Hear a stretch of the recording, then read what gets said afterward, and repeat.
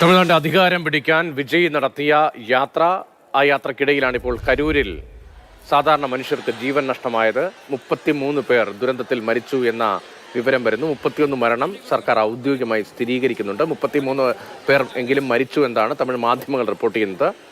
സർക്കാർ ഔദ്യോഗികമായി 31 മരണം സ്ഥിരീകരിക്കുന്നു എന്നാണ് കെ ബി ശ്രീധരൻ അല്പം മുമ്പ് തമിഴ്നാട് മന്ത്രിയുടെ പ്രതികരണവുമായി ബന്ധപ്പെട്ട് റിപ്പോർട്ട് ചെയ്ത് മരണസംഖ്യ ഉയരാനുള്ള സാധ്യതയുണ്ട്. മരിച്ചവരിൽ ഏറെയും സ്ത്രീകളും കുട്ടികളുമാണ്.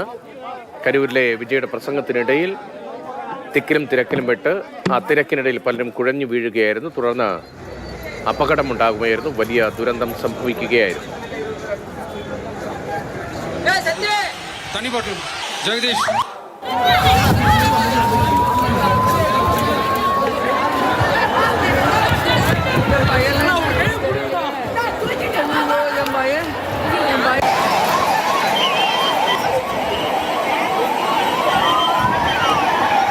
ഈ സംഘടിപ്പിച്ച ജനകീയ സംഗമ പ്രചാരണ യാത്ര അത് 38 ജില്ലകളിലാണ് പ്ലാൻ ചെയ്തിരുന്നത്. അതിനിടയിലാണ് കരൂരിൽ വലിയ ദുരന്തമുണ്ടായത്.